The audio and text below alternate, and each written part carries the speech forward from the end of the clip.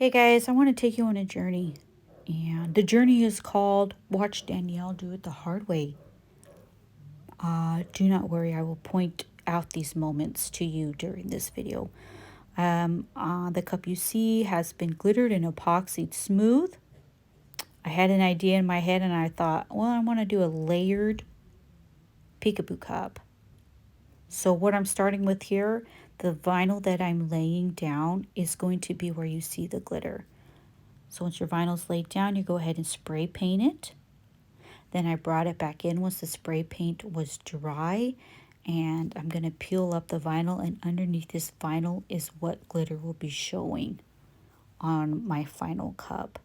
So I went ahead and took off the vinyl off the front and then also off of the back. And I didn't lay down any epoxy over this. I went straight in and laid down my image. This is an image I got off of Etsy, and then I printed it myself on printable vinyl. I will link the shop down below. And then after I put the printable vinyl down, I put a layer of epoxy on. So this is the cup with epoxy over the image. Now this is where I made my first Danielle Did It the Hard Way. If you remember at the beginning of the video, I used black vinyl, okay? And I figured I would cut all my vinyl out the beginning, and then I got to this step and realized I can't see through black vinyl. I won't be able to tell if it's centered correctly. So I had to go back through and recut this stuff. This is transfer tape that I got it on a 12 by 12 sheet. So I just had to go back and recut all my vinyl on this so that I could see through it and make sure that I could center it around this image, laying it down, making sure as close as I can, right? Because I'm eyeballing it, that I'm going to have that pink border. So what I'm covering up now is what's going to be showing at the final end, at the end of the cup. So I wanted the glitter border.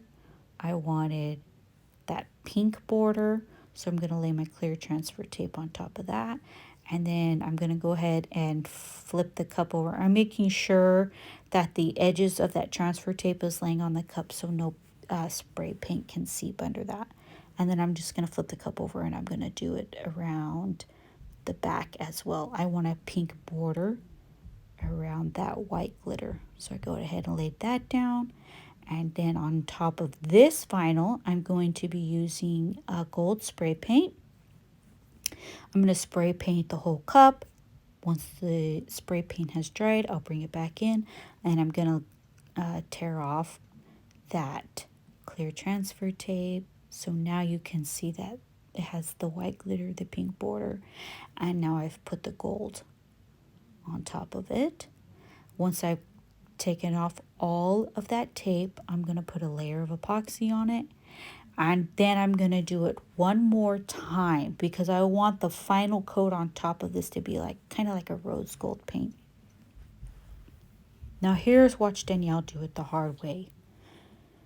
I got to this point knowing this would be my final time that I do this, getting my gold border around this, and I'm thinking right here, why the heck did I do it this way? The easier way to have done this, and I know you all are already thinking it, I could have done the pink border and the gold border in vinyl, laid that down, okay, and skipped all that spray paint mess in between there. I could have done those in vinyl and then done this final part, the only spray painted once.